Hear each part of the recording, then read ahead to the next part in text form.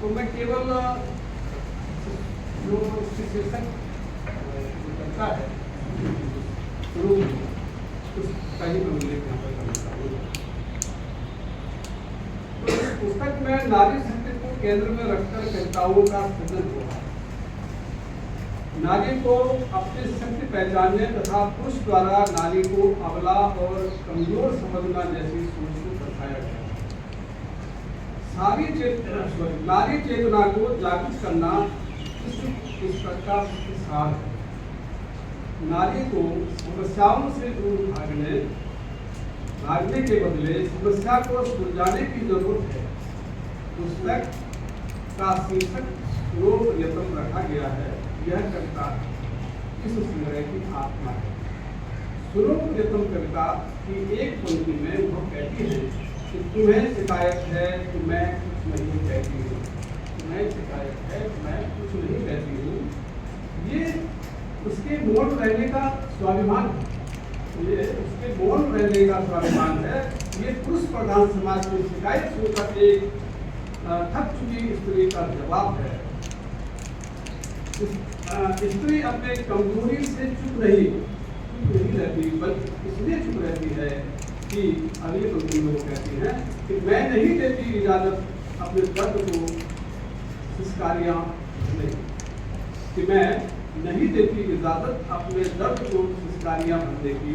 वो कहना चाहती है कि मौन रहना मेरी मजबूरी नहीं है। आवाज आ रही? इस कविता की एक और पंक्ति है, नयनों से कुछ होठों से कुछ एक पहेली लगती है। नयनों से कुछ होठों से कुछ एक पहेली लगती हूँ। पुरुष अक्सर स्त्री को पहेली कहकर खुद को बदल कर लेता है, पर कवित्री कहती है मैं पहेली नहीं हूँ, मैं अपने हर द्वंद से लड़ना जानती हूँ, हर वेदना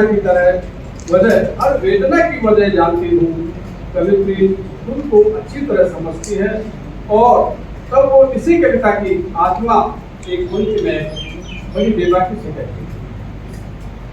पूरे संग्रह की जो कविता है और प्रियतम कविता की ये पंक्ति मुझे इस कविता की आत्मा लगी कि बहुत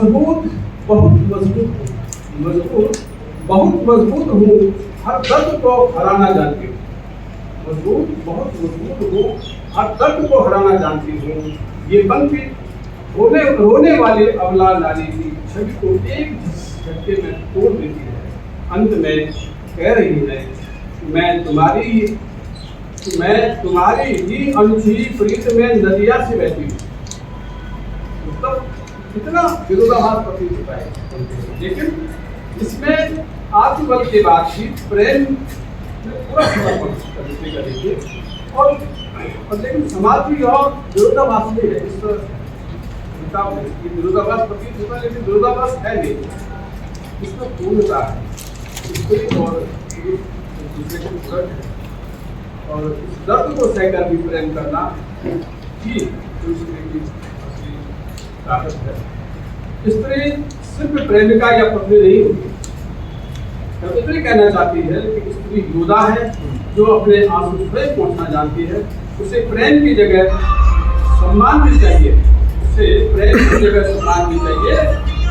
पुरुष उसे कमजोर न समझे। स्त्री पुरुष अलग नहीं, एक दूसरे के पूरक हैं। यहाँ कवित्री ने स्त्री फल को गहराई से पढ़ा है। धन्य है ऐसी यह कविता दुनिया के सामने रोने वाली हर स्त्री तक पहुंचे जो आज की दकियानुसी परंपराओं की शिकार है, जो अपनी मजबूती के लिए बता रही है। वैसे तो संग्रह की सभी कविताएं पठनीय हैं, लेकिन प्रियतम नारी जागृति के लिए प्रेरणा देने वाली कविता है।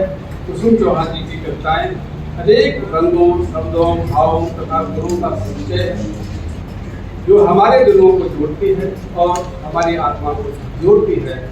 अंत में नारी शक्ति से कहना चाहूँगा कि वह अपने अधिकारों को समझते हुए राष्ट्र कवि जयशंकर प्रसाद की एक कालजयी कविता की इन पंक्तियों को अवश्य आत्मसात करें कि नारी तुम केवल श्रद्धा हो, विश्वास रजत नगर पटल में यूं कहा करो जीवन की सुंदरता, जीवन की सुंदर सौंदर्य।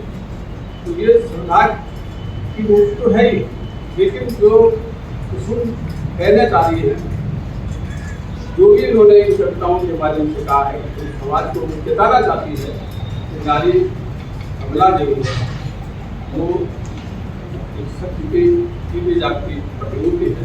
तो अंतिम वक्ति में यहाँ पर जैसे प्रसाद कहते हैं कि आंसू से भीगे आंचल, आंसू से भीगे आंचल पर मन का सब कुछ रखना, जो भी उद्वेग है, क्रोध है, शिकायत है, वो सामने रखना भी पड़ेगा। कि आंसू से भीगे आंचल पर मन का सब कुछ रखना होगा, तुमको अपनी स्मृति रेखा से यह संधि पत्र लिखना होगा, तुमको अपनी स्मृति रेखा से यह संधि पत्र लिखना होगा। कुसुम जी को इस सुंदर कृति के लिए हार्दिक बधाई।